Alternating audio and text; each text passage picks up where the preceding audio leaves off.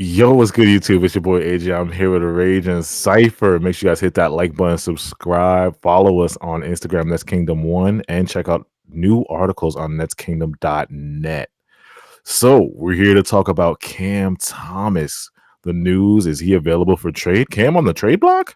Say it ain't so. But before we get to the Cam Thomas trade report, we want to speak about this game that we just witnessed. The Nets just beat the Hornets 116 to 115. Interesting game. I wasn't expecting us to win. We really went down in that first quarter, 22-9. The Hornets was kicking our butts. And then all of a sudden, I think the Nets just went on a huge run. Was it the second quarter, y'all? 19-9. Yeah, 19-9 run in that second quarter.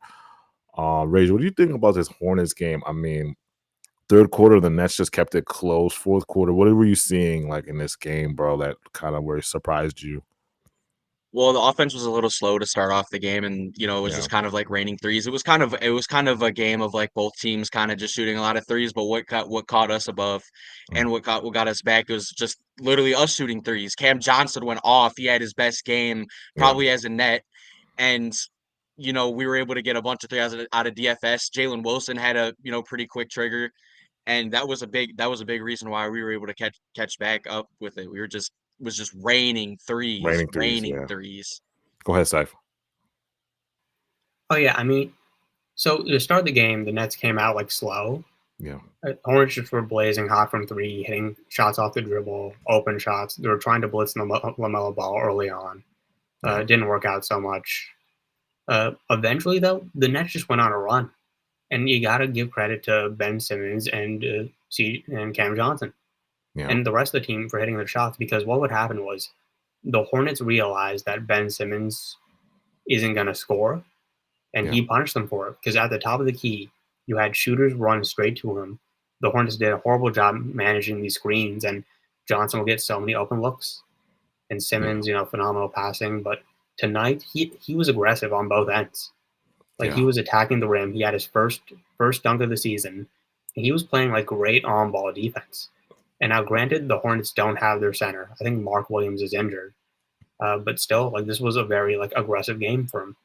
Yeah. Hornets shot, I'm looking at the stats right here. Hornets did shoot 54% from three, and the Nets shot 43%. Free throws, the Hornets shot better than us. Rebounds, they are out rebounding us. So the Hornets were like in line to win this game. Like I said, they had that huge lead in the first half, and then we just walked them down. Jalen Wilson was insane, five threes.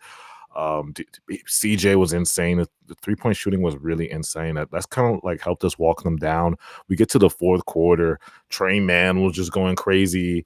Trendon Watford showed out in the fourth quarter. It was really a do or die game in this fourth quarter, and we just literally were feeding Trendon Watford in the post, and he would just. The post game was supposed to be dying. It's supposed to be a dying breed, but Trendon was just eating in the post. 7 straight points. Talk real quick about Trendon like coming back because I tweeted out like I wanted Trendon to be over Ben Simmons. Like I was like I'd rather put Trendon over Ben Simmons, but the dynamic between them kind of worked this game. Like I think Jordy did a good job kind of staggering them at certain times. So Trendon would be by himself, Ben would be. But talk about that Trendon Wofford range. Like he was going, he went crazy. 10 points, 4 rebounds. Yeah, he was going crazy, bro. Yeah, so we ended up going with Trendon Watford at the end of the game instead of Ben Simmons, and it did end up working out for us. He was able to Yeah, go. He was able to go to the rim. We saw a weird type of thing where he drove to the rim. He like elbowed Trey Man or yeah, whatever, and then they called it back. But it was an and one, yeah, and then he still got it. He still got his free throws. They were going in, but the way he was able to go and attack the basket was huge, and he was getting fouled and stuff. yeah, And that's a big part of what his game was. We do kind of know him as that type of guy, who's a bigger, 6'8", bigger 6'8" forward. We almost wanted him to like kind of be a guard for us and run the system. And he was able to, kind of do just that in terms of pushing the pace and, get it to the rim. That's what a big part of what he was able to do. And yeah, it was able to work out for us. Like that's a big thing, being able to push the pace. And that's what we kind of live off of. This team is a big, we're big, big pace team. And with him being able to like go to the rim and also with feeding him in the post and his size, he was able to essentially just have his will against Trey Man, a yeah. smaller guard against him. He's a legitimate post threat because, like I said, he's bigger, so you can take advantage of the mismatches on defense.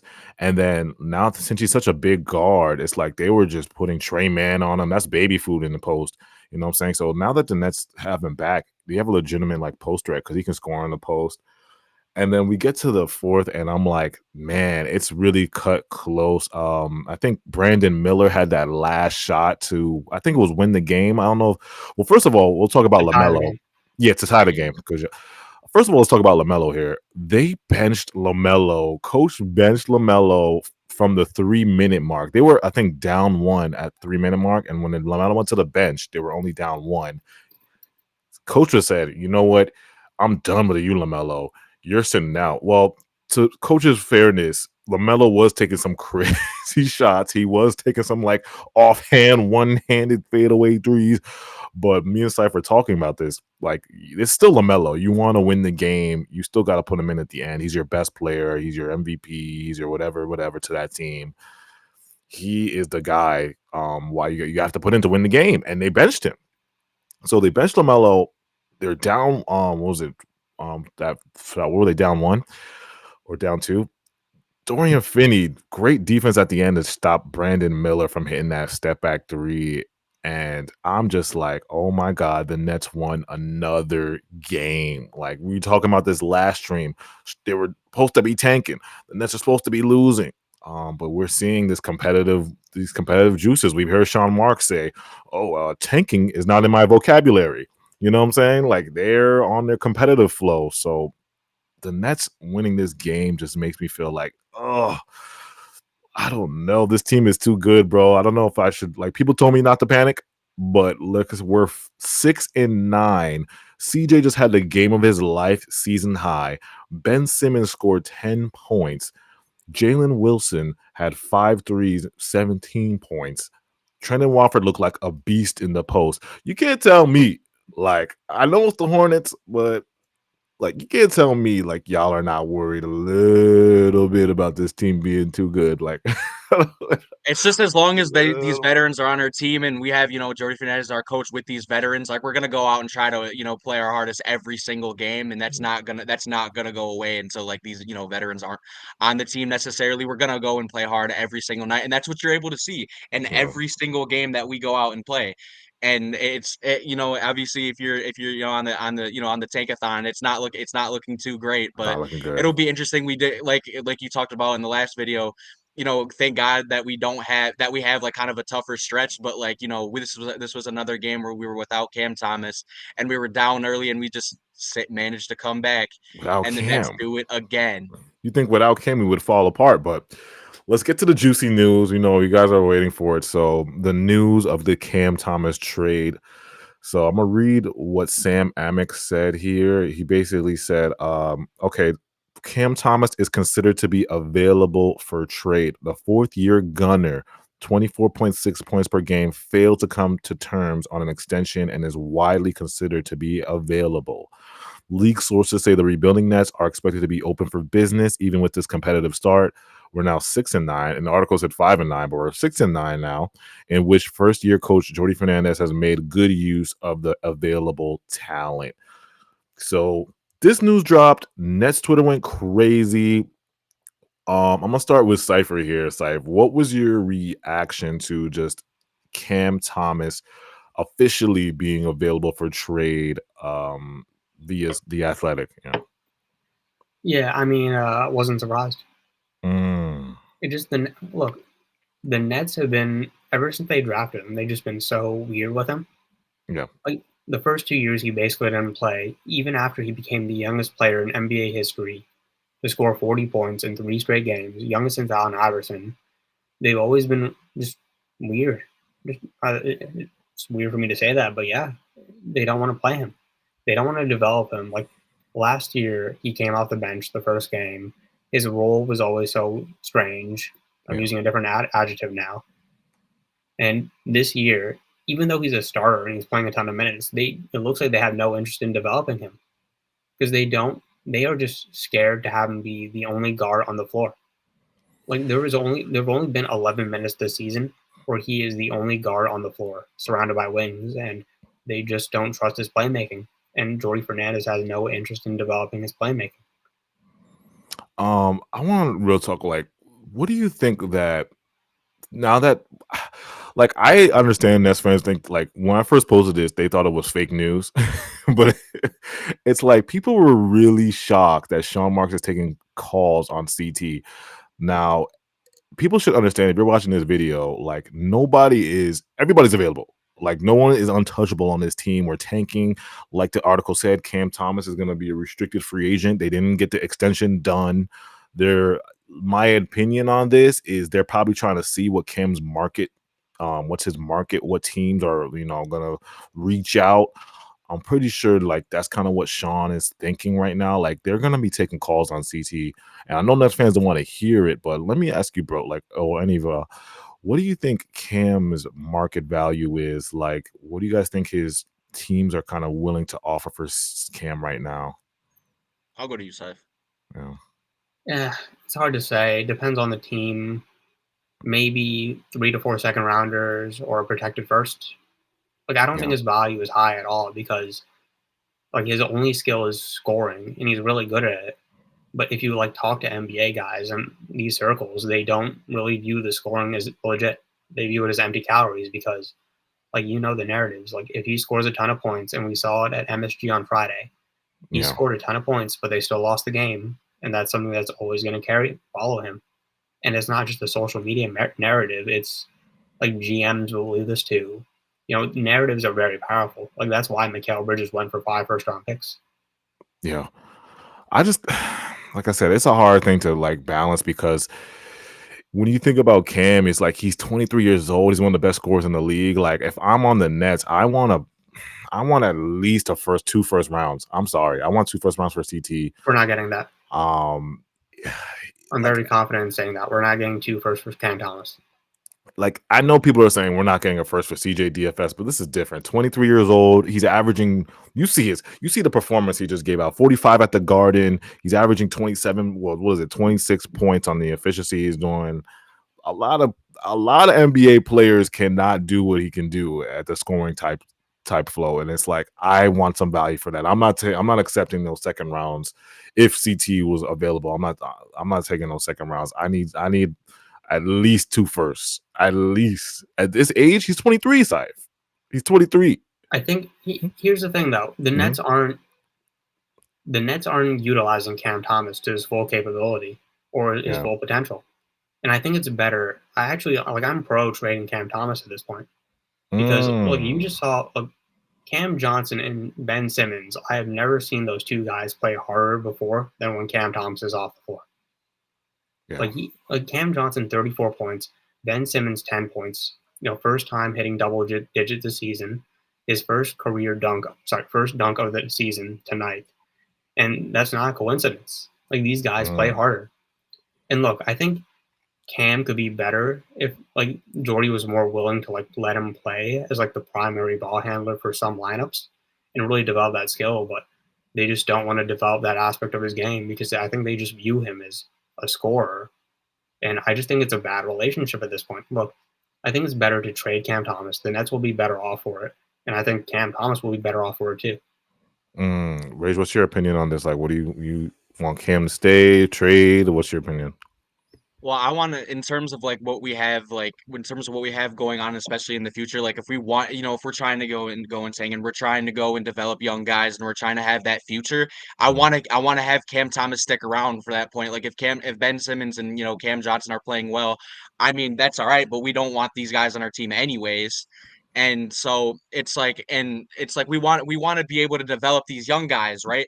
Be able to have that type of have be able to have that type of thing of when we draft, we're able to make our own and Mm, develop them into a player like that.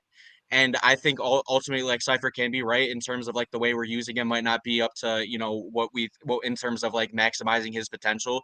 yeah. But I think ultimately, like unless you're gonna get a massive haul for him, you should do everything in your power to try and make him better and make it seem to help him out as well. Yeah. And you just don't find guys who are dropping 45 points on like 16 of 22. You don't Right. do that.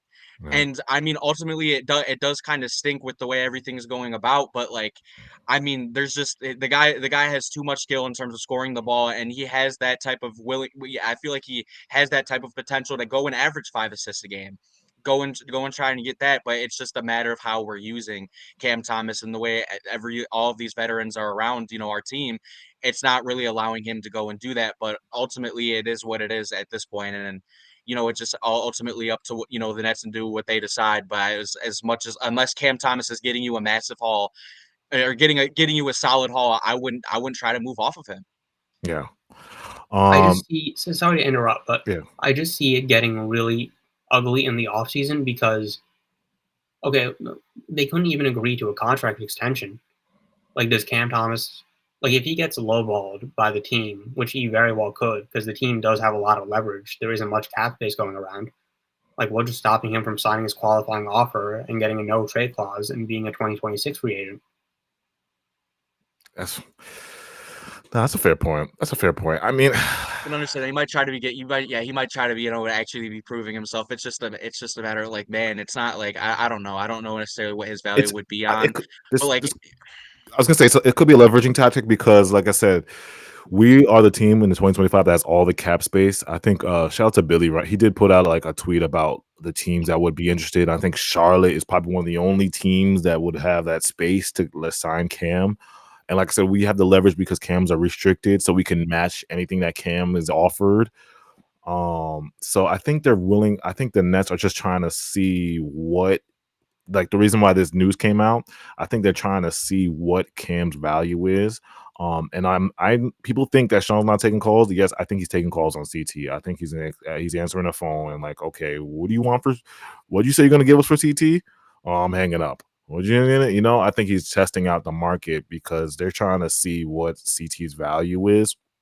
Now, let me start this conversation off with like my opinion. Nobody loves Cam more than I love Cam. Like, hold on, let me show you guys my lock screen real quick. See my lock screen? Look at my lock screen. Nobody loves Cam more than I love Cam. All right, so don't come out here and me in the comments be like, you trying to trade CT? You never liked him.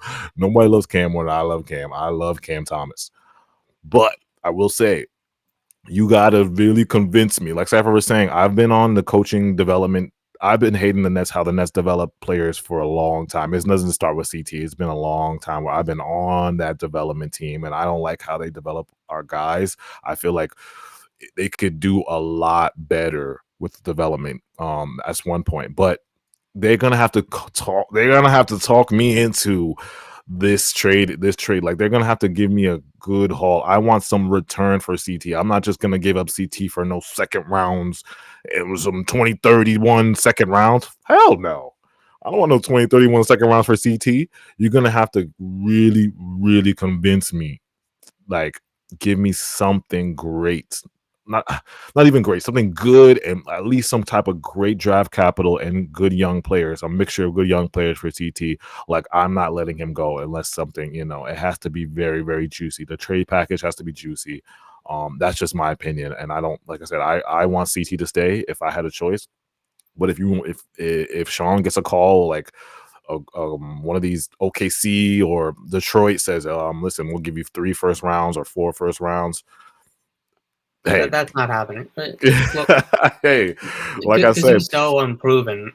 Look, the thing with yeah, Cam that scares the hell out of me is yeah, if you take this into restricted free agency mm, and you lowball him and give him not a great offer, like if the Nets offer him like 3 years, I don't know, $45 million, he's mhm, not going to take that. He's gonna, and yeah, then you risk him just signing that qualifying offer, and then it's a year of this again, and this time he has the leverage. Like if you're not interested in, if you don't believe in this guy, which I don't think they do, based mhm. off look at the years of treatment and all the stuff that's gone on with him, then just trade him at the deadline. Just stop playing games and draft players in this upcoming draft. You have 4 first-round picks. Draft players you do believe in and do believe in the upside. Yeah, no, that's a fair point because okay, so if we get to the offseason and they offer him whatever they offer him, so Cam could say no to that. Or Cam could just say, no, I'm gonna sign my qualifying offer 1 more year with the Nets and then I'm gone. That's what would happen if he said no, right? Yeah, that's what Bruce Brown did with us.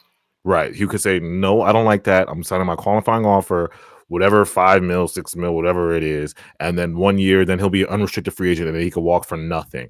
Yeah. Or Cam could get an offer from Detroit or OKC or whoever has cap space left to Charlotte. Let's say Charlotte offers him 4 years. They're paying him $30 million a year for 4 years. And he's like, I want that. I'm going to sign that. The Nets can either match that or let him go. That's Yeah. probably what it is, right? So they're in that predicament, and that's fair. That's a scary predicament to be in. Like if you can, you want to pay Cam what he wants. The problem is, I don't even think the 4 years, like 120. I don't think that's going to be there because there really isn't much cap space, and he is a very controversial basketball player. Yeah. So let us know in the comments how you guys feel about that. How much are you guys willing to pay Cam? If Cam is wants 30, 40, 35, 40, if he wants that type of money, are you Cam stands in the comments like me, Cam stands? Are you guys willing to let go of Cam Thomas for that, let him walk? Let's let him walk because we could be in that predicament to let him walk. Oh, shout out to the Nets. The Nets responded to me on Twitter. You could walk. So let's find out what's gonna happen because this could get really tricky. Now I know it's the middle of the year, and I don't think this is gonna happen. Like he's not gonna get traded before the deadline. I don't think that's gonna happen. I think like it's gonna really get down to the off season. That's where things are gonna get spicy when he's really a restricted free agent and other teams are offering him stuff. I think that's where it gets a little tricky. I don't know if we're gonna do down it to the wire, deadline. to the wire almost. Like Sean shouldn't be focused on those CT right now. He should be focused on CJ and Dennis and Dorian. These guys are the guys he should be focusing on. CJ just dropped his season high.